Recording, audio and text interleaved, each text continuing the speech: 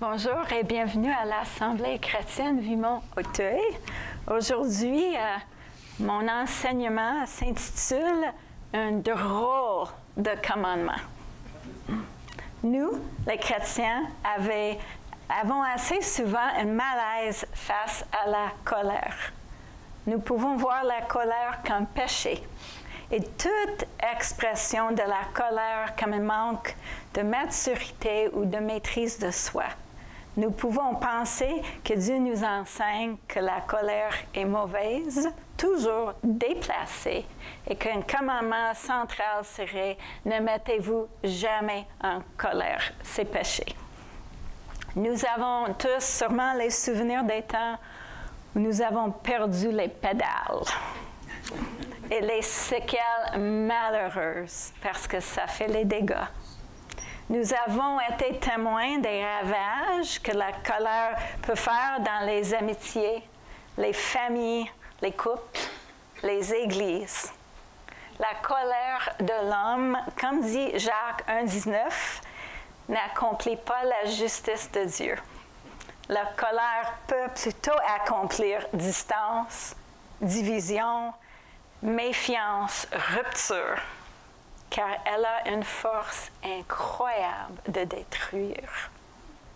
Dans cette ère que nous soulignons beaucoup, l'amour, la miséricorde, le pardon et la compassion de Dieu, nous pouvons être même mal à l'aise de trop en parler ou de témoigner au perdu de sa propre colère envers le péché.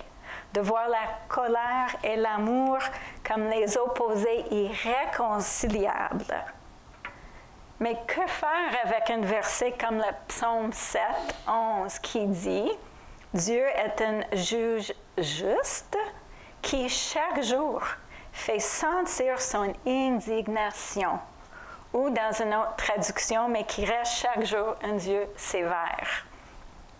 Si vous dites, ben là, ça c'est l'Ancien Testament, on peut regarder Romains 1, 18 et 19, qui dit, « En effet, Dieu manifeste sa colère depuis le ciel sur tout péché et tout mal commis par les hommes qui, par leurs mauvaises actions, empêchent la vérité d'agir. Dieu les punit. Car ce que l'on peut connaître de Dieu est clair pour eux, car Dieu lui-même leur a montré clairement. Et Jésus, si doux et si humble de cœur, a manifesté sa colère, n'est-ce pas? Lui qui n'a jamais péché, en vidant le temple 2 fois dans les 3 années de son ministère public, la semaine de la Pâque juive. Un seul homme qui peut chasser les douzaines de marchands avares dans leur fin de semaine la plus profitable de l'année, est un homme vraiment en colère. Alors, en voulant parler de ce drôle de commandement, et n'ayez pas peur, je ne l'ai pas mentionné encore, vous ne l'avez pas manqué, j'avais besoin de 2 éléments de base. Numéro 1, Dieu est un Dieu de colère. Et sa colère trouve racine dans son amour. Sa colère n'annule pas son amour, mais sa colère n'existera même pas sans son amour. Parce que sa colère provient de son amour pour la création, pour ses créatures, son amour pour la miséricorde, la compassion, le pardon, la douceur, la beauté, la liberté, la justice, la dignité, la droiture, son amour pour les petits, les démunis, les vulnérables. Comment créer un monde prodigué avec tant de bénédictions, les créatures avec tant de potentiel, et ne pas être en colère, de les voir polluées et violées de tous les côtés. La colère de Dieu existe, elle est juste et elle est méritée. et elle est liée avec son amour. Et c'est même bon signe que Dieu est toujours en colère avec le péché. Car où se trouve l'indifférence, ne se trouve pas la colère. Et où se trouve la colère, ne se trouve pas l'indifférence, n'est-ce pas? On voit la colère et l'amour avec Adam et Ève. Après l'exil, après la rébellion, Dieu ne s'est pas lavé les mains. Il a même versé le premier sang dans sa toute nouvelle création pour les vêtir avec le peau d'animaux. Il les met loin de l'arbre de la vie éternelle pour prévenir le désastre qu'il en mange et qui devient éternellement, et nous avec, déchus. Et Jésus, en nettoyant le temple, en renversant les tables, en pitchant l'argent partout, c'est comme une piñata à fête d'enfants, j'imagine la foule par la suite, en faisant une fouette pour chasser et les bêtes et les hommes bêtes qui arrivent à la table avec les oiseaux dans leur cage. Il ne renverse pas ça, il ne les fait pas mal. Il dit au gars, sors-moi ça d'ici, là, et je suis sûr qu'ils l'ont fait. Et même en étant toujours sous le jugement de leur péché, Dieu accorde même aux pécheurs, comme aux justes, soleil et pluie, récolte et repos, abondance et appel.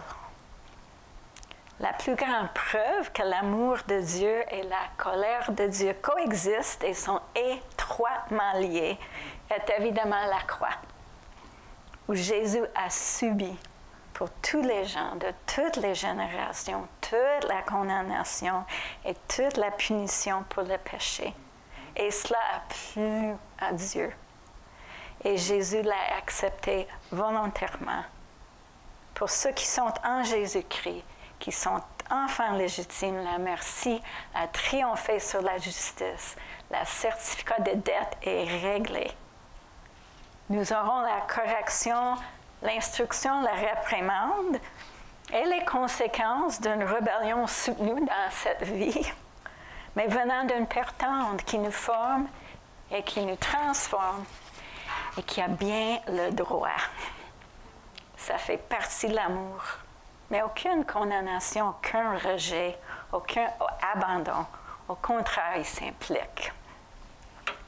Et la colère humaine, notre grande capacité de le sentir et de le faire sentir.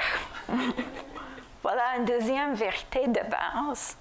Nous sommes créés à son image. Nous sommes porteurs d'image. Alors le don de la colère, comme tout don venant de Dieu, est irrévocable, comme dit l'Écriture. Et comme tout don venant de Dieu, il a un immense potentiel de faire soit le bien, soit le mal. Mais pour être un reflet juste de ce Dieu de justice et d'amour, il faut apprendre à gérer cette arme puissante, car la colère a une grande force pour détruire. Et Dieu nous le confie pour aider à combattre et à vaincre le mal. Car nous sommes impliqués dans une guerre qui a commencé avant la création de l'être humain, entre les forces du bien et les forces du mal. Et nous avons été créés avec la capacité de lutter dans cette guerre avec les armes que donne Dieu. Car comme dit l'Écriture, nous ne luttons pas contre les êtres humains, mais contre les forces du mal dans le monde invisible. Le fait qu'Adam a cédé tout pendant la toute première escarmouche mineure n'a rien enlevé de cet appel irrévocable. Nous sommes faits pour faire la guerre.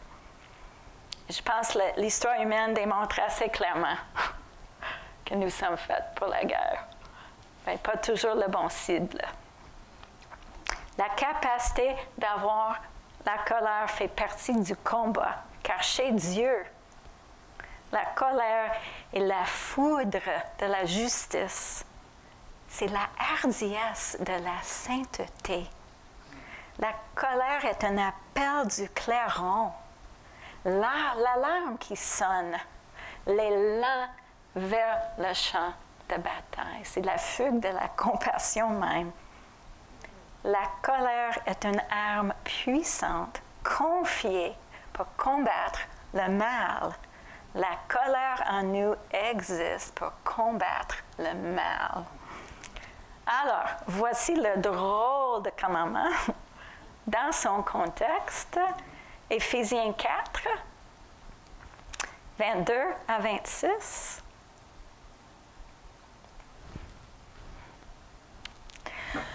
Vous devez donc, parce que ça parle d'un contexte de l'ancienne et de la nouvelle nature, vous devez donc vous débarrasser de votre vieille nature, qui déterminait la façon dont vous vous conduisez dans le passé. Cette vieille nature que ses désirs trompeurs mènent à la ruine. Il faut que vous soyez complètement renouvelés dans votre cœur et votre esprit. Revêtez-vous de la nouvelle nature qui est créée à la ressemblance de Dieu et qui se manifeste dans une vie juste et sainte qui inspire la vérité. Mettez-vous en colère. C'est ça, drôle de commandement. Prenez garde de ne pas tomber dans le péché, que votre colère ne dure pas jusqu'au soir. Ne donnez pas au diable l'occasion de vous dominer. Mettez-vous en colère. Je sais que les gens ne traitent pas sur le grammaire, mais je trouve ça vraiment intéressant. Le temps de verbe, c'est impératif passif. Impératif, c'est un commandement, c'est un ordre. Fais ça, fais pas ça, c'est ça la voix impérative. On l'utilise souvent avec les enfants, en donnant les directions au volant. Mais c'est aussi la voix passive. Comme dans Romains 12:1 qui dit laissez-vous être transformés. C'est l'idée que, pas transformez-vous, non. Soyez transformés. C'est passif. C'est Dieu qui agit sur nous. Alors, mettez-vous en colère, ce n'est pas la voix active. Cherchez partout à t'offusquer, outrer. Non, non, non.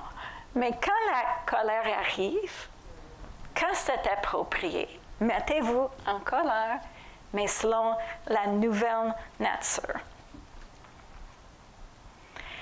Et alors, la seule traduction, malheureusement, en français, qui traduit fidèlement au grec, c'est le nouveau français courant. Souvent, ils traitent ça comme conditionnel. Si jamais vous vous mettez en colère, c'est pas de péché en même temps. Alors, c'est pas vraiment fidèle avec le grammaire. OK, fini grammaire. Il y a des temps que la colère est la seule réponse appropriée. David, en écoutant Goliath se moquer des Hébreux, a une colère appropriée. C'est qui ce chien qui ose se moquer l'armée de Dieu vivant? Wow! Mais ce n'est pas le seul temps, on voit dans la parole les rois justes qui se lèvent contre les pays cruels. Les prophètes qui exposent les comportements pourris de leur génération. Les armées qui marchent pour chasser l'oppresseur. Jésus qui chasse les vendeurs du temple, qui reprend les hypocrites. Paul qui reprend les chrétiens charnels, qui confronte les Juifs avec les mots pas mitigés, qu'est-ce qu'ils peuvent faire sur leur propre corps, qui veulent imposer la loi sur les non-juifs au lieu de faire confiance à la croix.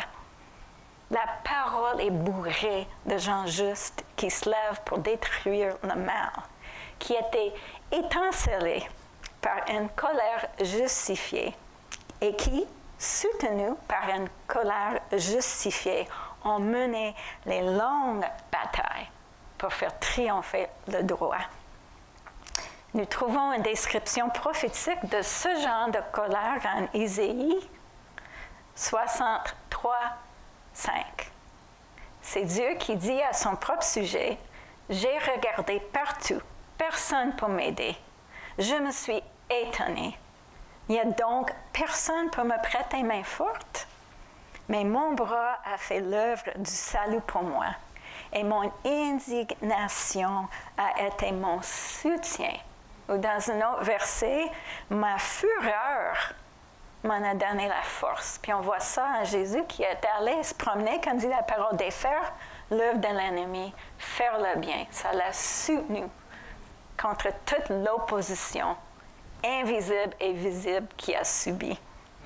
Je répète, la colère a une force incroyable. Et nous sommes appelés à l'employer contre le mal, contre les forteresses, contre les philosophies qui se lèvent orgueilleusement contre la connaissance de Dieu, contre tout mal commis par les hommes qui, par leurs mauvaises actions, empêchent la vérité d'agir.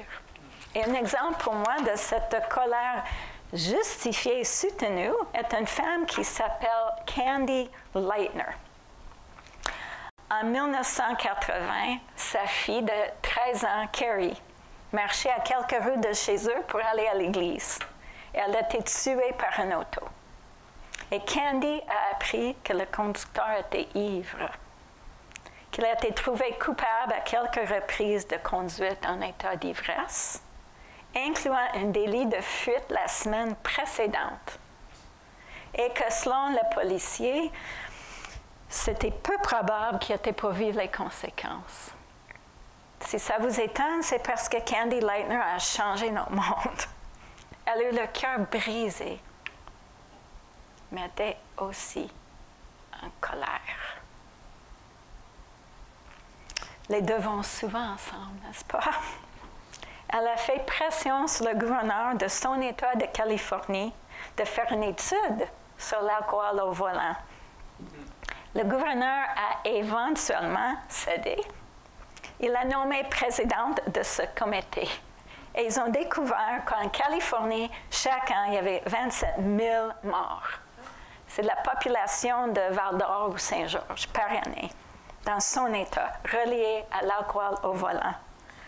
Aucune loi sur l'âge minimum de conduire après avoir consommé, aucune limite légale pour les niveaux d'alcool dans le sang, pas de conséquences pour les fatalités reliées à l'ivresse. Dans le temps, c'était comme, c'était macho, c'était drôle, c'était pas pris au sérieux. Je suis assez vieille pour m'en souvenir de ça. Mais suite au travail de ce comité, Californie a changé ses lois et Candy a fondé MAD, Mothers Against Drunk Driving, les mères contre le alcool au volant, merci. Candy, encore soutenue par la colère, est allée jusqu'à Washington, D.C. Et 8 ans après le décès de sa fille, en 1988, 50 des 50 États aux États-Unis avaient les lois en place. Conduire en état d'ivresse est devenu un acte criminel. Les attitudes ont changé. Tout ce qui s'en est suivi est vraiment grâce à ça. Les décès reliés à cela ont baissé de 40% et ils pensent que c'est 400 000 victimes potentielles qui ont été épargnées. Et tous les cœurs et les vies brisées associés à ce chiffre. Et si vous voulez un autre exemple d'une même colère soutenue, regardez le film Amazing Grace, c'est sur YouTube, qui parle du labour de William Wilberforce, qui dans le 18e siècle a travaillé toute sa vie pour abolir le commerce des êtres humains en Royaume-Uni. Mais attention, relisons le commandement. Mettez-vous en colère, ne pêche pas. Une colère justifiée n'est pas synonyme avec une colère juste. Moïse, en ayant une colère justifiée face à l'oppression des Hébreux aux mains des Égyptiens, a commis le meurtre. Résultat, il fallait fuir pour sauver sa propre peau. Et l'appel de Dieu sur lui a connu un délai de game. Plus tard, il recevait les 10 commandements de Dieu sur la montagne. Et pendant qu'il était en haut, c'était le bordel en bas. Dieu était au courant du bordel en bas. Et voici le besoin de ses commandements pour commencer à former son peuple dans la sainteté. Moïse, en descendant, en voyant l'idolâtrie et l'orgie, a eu une colère justifiée. Mais est-ce que sa réponse était juste? Il a fracassé les tablettes que Dieu a confiées pour le peuple, avec le résultat que Dieu a dû en faire d'autres. Et encore plus tard, ayant ras-le-bol de l'entêtement du peuple de Dieu envers Dieu, une colère justifiée, il a frappé le roche pour faire sortir de l'eau. Quand Dieu avait dit clairement de parler aux roches, pas un agissement juste. Et Dieu l'a repris d'avoir traité Dieu de mépris devant tout le peuple. Et Moïse a perdu le droit d'entrer dans la terre promise à ce moment. Il est revenu pour encourager Jésus. On voit la colère et l'amour de Dieu en ça aussi. Même chose avec David, qui avait une colère justifiée envers Nabal. Après avoir gardé tous ses biens et tous ses serviteurs de 7 ans pendant des longs moments, David demande de la nourriture pour lui et ses hommes. Nabal le refuse et l'insulte. David a une colère justifiée, mais sa réponse n'était pas juste. Il s'en vient pour se venger en dessous à chaque mâle dans tout ce lieu. C'est Abigail qui l'empêche. Et David le remercie de tout son cœur pour sa discrétion qui l'a détourné d'un si grand péché. Même chose avec Jacques et Jean. Jésus est rejeté avec un manque de respect dans un village. Et Jean et Jacques demandent à Jésus si ça ne serait pas une bonne affaire de faire descendre le feu et de dévorer tous ces gens. Une réponse un peu démesurée, n'est-ce pas? Et cela leur a valu les surnoms fils de tonnerre. J'imagine qu'ils ont entendu ça plus qu'une fois. Alors, quand nous vivons une colère justifiée, pas une colère due à nos droits d'être premiers, considérés, reconnus, importants, honorés, avoir un bon service au bon prix, jamais couffé dans le trafic, mais une colère justifiée. Nous sommes en danger. Surtout les chrétiens. Parce que cette colère peut passer par l'ancienne nature comme elle peut passer par la nouvelle nature. Une colère justifiée n'est pas encore une colère juste. La colère qui passe par l'ancienne nature, même une colère justifiée, peut produire des paroles et les gestes abusifs, humiliants, violents, menaçants, peut produire l'aveuglement, la surdité, la calomnie, l'injure, les réactions excessives et injustes, le rejet, la rupture, la guerre, peut produire nos manchettes de tous les jours. Comme la colère qui passe par l'ancienne nature peut produire la paralysie, l'égoïsme qui hausse les épaules, qui lave les mains, qui passe l'autre côté. Comment vivre une colère qui risque d'être fructueuse? Comment passer par la nouvelle nature quand le feu de la colère pogne? Comment être un buisson ardent sans être consumé par le découragement ou par l'état? Il y a une devise que les pompiers apprennent aux enfants. Si jamais ils prennent feu les vêtements, je ne sais pas si ça vous dit de quoi. Arrêtez, tombez, roulez. En anglais, c'est stop, drop and roll. Puis ils apprennent ça aux enfants. Alors, je trouve que c'est vraiment un bon devise pour nous quand la colère pogne. Arrêtez, tombez, roulez.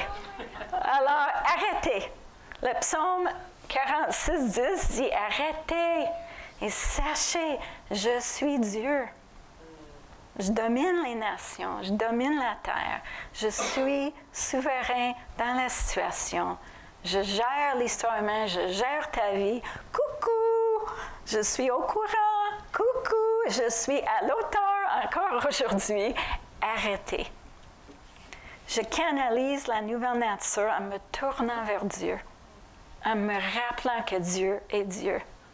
Je me place pour que le Saint-Esprit peut me parler, me rappeler les vérités ponctuelles pour ma situation, m'écouter, me consoler, me corriger, m'inspirer. Aussi, arrêter sur la colère. Faites pas abstraction, faire face. Ne pas le mettre sur une tablette, pas avaler, supprimer, renier, ne pas minimiser l'importance de mon état. Ne pas me cacher, peut-être c'est pas vous, mais c'est moi parfois, en me disant que j'ai bien le droit d'être fâchée. Et si je m'approche de Dieu, il va juste me dire pardonnez, puis ça ne me prend pas, j'ai le droit. Alors, arrêtez sur la colère, faire face. Hébreux 12, verset 15 nous dit que l'amertume est un grave danger. Et c'est comme une racine toxique. Ça commence à l'intérieur comme un cancer, mais ça ne reste pas à l'intérieur. Ça peut aller loin, empoisonnant d'autres. Être en colère sans y faire face, sans l'emmener dans la lumière de Dieu, présente un risque inacceptable, car ça ne dort pas, ça pousse. Ne pas laisser le soleil coucher sur nos colères ne veut pas dire tout régler dans une courte période. Tu es choqué à 3 heures le 21 de décembre, tu as 1 heure pour régler, je ne pense pas. C'est parfois impossible, mais l'idée de ça, c'est de ne pas traîner, de rien traîner en dehors de la présence de Dieu, de ne se donner jamais cette permission. Régler veut dire s'approcher. Et on peut prier Dieu de nous faire progresser dans le réflexe, d'amener toutes nos émotions crues dans sa présence. C'est une bonne chose à demander. Alors, arrêtez, tombez! Tombez en cherchant une posture humble, en me présentant devant le miroir. Une chose que j'ai constatée dans ma propre vie, la chose qui me fait réagir, c'est l'autre, c'est la chose qui ressort en moi. L'orgueil suscite l'orgueil. La colère, ça suscite la colère. L'égoïsme, suscite l'égoïsme. L'anxiété, faire sortir l'anxiété, ça ne crée pas ces choses en moi, mais ça les expose. C'est pour là la parole dit, quand on voit une faute chez l'autre, on doit commencer en s'examinant. Tomber humblement devant le trône de grâce avec l'attitude de David. Sonde-moi, ô Dieu, connais tout mon cœur. Montre-moi si c'est quelque chose de nocif en moi. Conduis-moi sans ta justice. Ça nous garde dans la nouvelle nature. Et tomber à genoux pour les personnes fautives. Jésus nous dit de prier pour nos ennemis. Ne pas accuser nos ennemis dans la prière. Pas profiter de l'occasion pour détailler toutes leurs fautes. Pas essayer de convaincre Dieu pourquoi il doit prendre pour nous et pas pour eux. Mais prier pour ceux qui nous maltraitent, pour leur salut, leur croissance, leur sanctification, leur relation avec Dieu, leur bien-être, leur progrès. Tomber à genoux pour l'intercession. Quel canal magnifique de la colère inspirée par l'amour de Dieu et les siens. Et quel commandement salutaire pour nous garder dans la nouvelle nature. Tomber à genoux, car je suis intendante du don puissant de la colère et je vais répondre à Dieu pour ma gérance. Et dernièrement, rouler. Rouler avec ce que Dieu me montre. Parfois, ce qu'il me montre, c'est que l'amour couvre une multitude de péchés et je dois garder silence.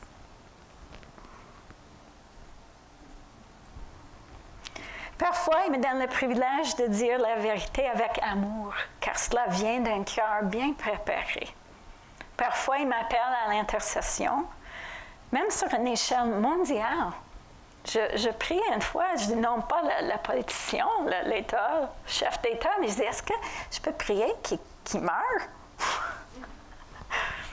J'ai la réponse non. Mais Dieu m'a dit, Nancy, si je veux qu'il meure, je mets le doigt sur son cœur, ça arrête. Pas un médecin sur la terre entière qui va le faire redémarrer. Alors, prier. Moi, je vois l'intercession comme un satellite, dirige les prières vers le trône de grâce, mais ça peut aller n'importe où sur la planète. Les frontières fermées, les portes fermées, les cœurs fermés à moi, comme être humain, ne sont pas fermés à moi comme intercesseur, car Dieu est tout-puissant. Alors, chère famille, chers disciples, peut-être on peut réexaminer notre attitude envers la colère. On cherche comme Dieu d'être là à la colère. Mais quand il le faut, mettez-vous en colère. Le monde a besoin. Ne pêche pas. Le monde n'a pas besoin. Ne nourris pas la colère loin de la présence de Dieu. Ne laisse pas la colère passer par l'ancienne nature, qui est la mort. Mais canalise cette arme par la nouvelle nature. Ne laisse pas à l'ennemi aucune occasion de profiter de votre amour pour la justice. Et laisse au Saint-Esprit chaque occasion pour faire avancer sa vérité. Alors, c'est ça le drôle de commandement. Est-ce que j'ose dire Amen? Amen. Merci, Seigneur.